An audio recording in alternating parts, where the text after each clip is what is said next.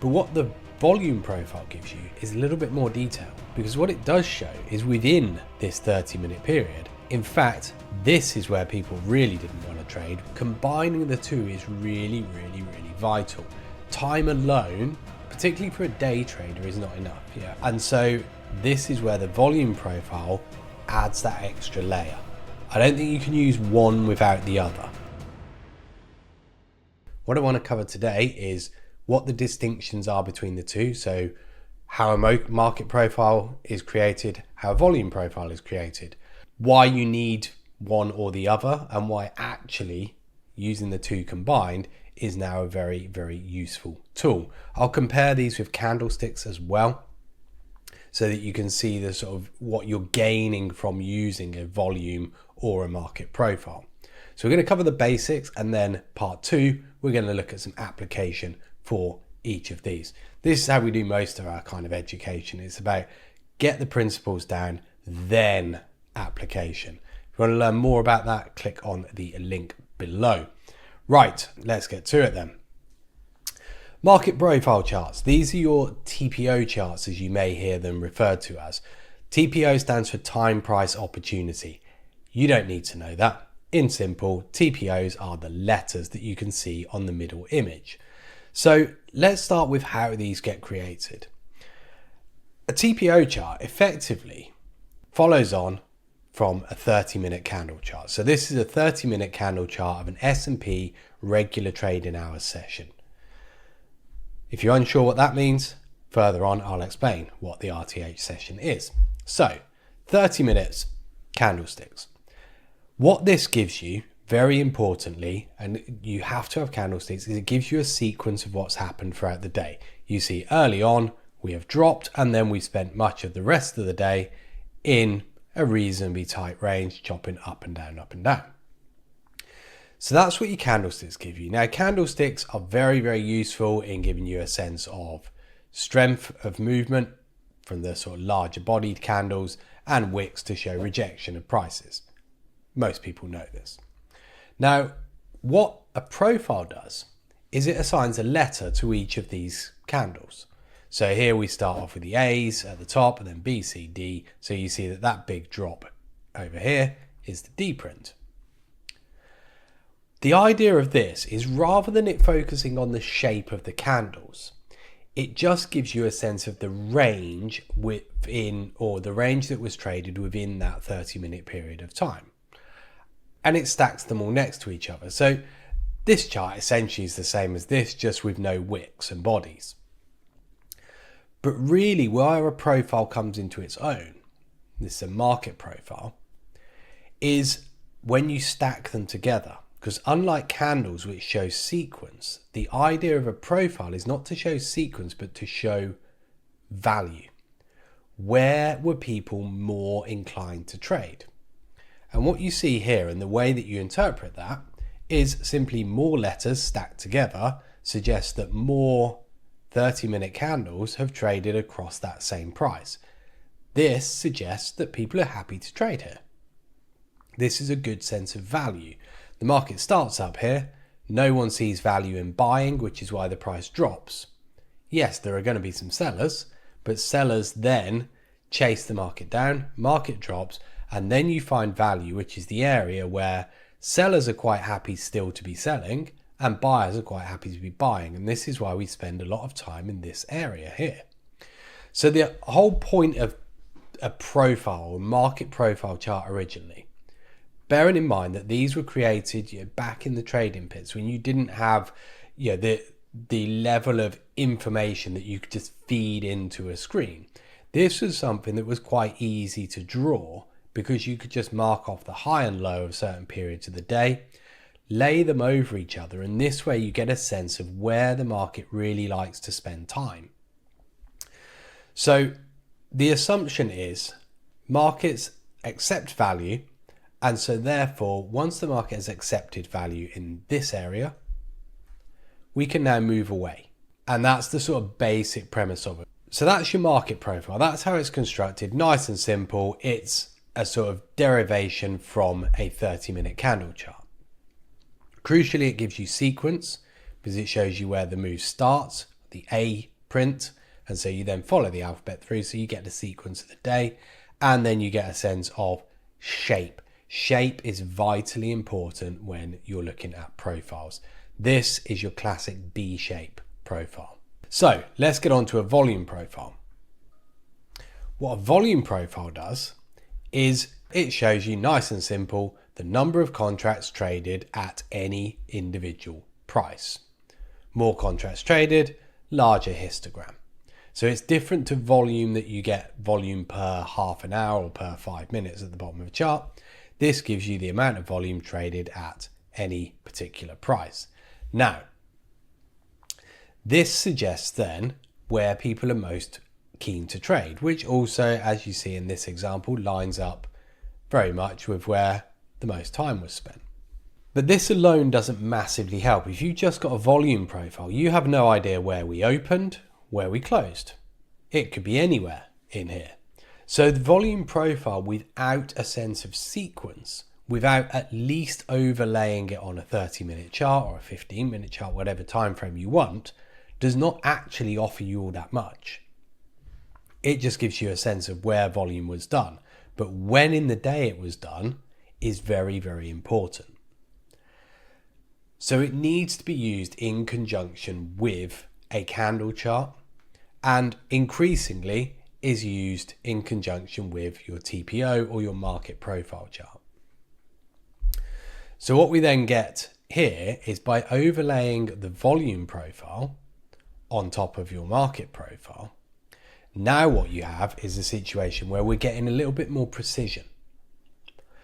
Because bearing in mind, this is over a half-hour period each letter. So here, let's say if you look at these D prints again, that's this big red candle. Now, there are no other letters here, which suggests from a time perspective that there is no value to be had here. The market is traded between 76 and 68. Very little else has been done. Market just drops down through those prices. So that gives you a sense that over a 30-minute period, nobody particularly wants to trade there. But what the volume profile gives you is a little bit more detail, because what it does show is within this 30-minute period, in fact, this is where people really didn't want to trade, where you've got that lowest volume, which is actually 72 to 73.5. There was a bit of willingness to trade, in fact, all the way down here from 71 to 68. So it gives you that little extra layer of granularity. Combining the two is really, really, really vital. Time alone, particularly for a day trader, is not enough. Yeah, half an hour is a long time if you're a short-term trader, particularly if you're a scalper. So having the ability to see that extra level of precision is really, really crucial. But volume profile alone does not give you enough information to be able to use that purely on its own. You'll see that often people will just use a volume profile and they'll often overlay this over a candle chart. Partly, this is a cost thing. Usually most platforms will charge a higher price to show a TPO chart, and that's a little bit frustrating, but I think it's worth the extra. The volume profile is useful, but the TPOs are really, really helpful for the fact that they give sense to what has happened in giving you that sequence. They also give you things like, and this will be one for the future episodes, what I would class as a bad low here. And I'll give you another example of this in just a moment. This would be a bad low. This would be a good high. And again, I will explain what a bad low and a good high are in the upcoming. Right, so what is the key difference, or the sort of real distinction between the two? Market profile, brilliant originally, because this solved a simple problem in the pits of being able to distill data down to understand where value is. This is entirely time-based. It doesn't work on volume. It makes a simple assumption that the more time spent trading at a certain price, the more value there is to be had there. What it doesn't take account of is you could be sitting at the same price for a long time, theoretically time value, but without doing a great deal of volume there. And so this is where the volume profile adds that extra layer. I don't think you can use one without the other. You can use them, but it's almost having this element of it's a useful tool, but having both together just gives you so much more. The sort of the synergy, if you will, of both of them is so much more valuable. What a volume profile does is it shows value by displaying where the most volume is being done. And ultimately, value is to do with acceptance of prices. The most volume done is where people are most keen to trade, not the place that we just haven't moved away from. And this is becoming increasingly important because we now have 24-hour markets. If I take this same profile, so this is your regular trading hours session on the S&P. Regular trading hours session is when the New York Stock Exchange is open. So if you're in the UK, 2:30 UK time till 9 p.m. That then works out as 9:30 US until 4 p.m. or 9:30 Eastern. So this is your regular trading hours profile. What you see here is the time value, where most of the value is spent, the red letters, which is the value area based on time, and the value area based on volume, the purple highlight, are roughly the same. When you get onto a 24-hour though, so this is your full session, now you see that actually there's far more letters up here, which is this area, before the regular trading hours comes in. And so therefore you get this skewed idea that this is where value is, but actually where all the volume gets done is down here. And you see that this is the Asian session into the European morning. We spend a long time trading here, but this is where we actually are not doing very much volume. Regular trading hour session comes in, we open up here, and then this is the main move and the main volume. You look at the amount of volume done here, which is all during the regular trading hour session. This is why it's so important to combine the two. And in fact, as you'll see in the upcoming parts, I actually only use a regular trading hour session for my profiles. So that's the reason why increasingly volume profile is so important. So final thing, let's just clear up a few things that you're going to look for or that you're gaining from these two metrics. So your market profile. First up, the blue highlight. This is your initial balance. This includes the open, which is this little O down here. The initial balance is the first 2 hours of trade. What this effectively sets up is broadly what the market wants to do for the day.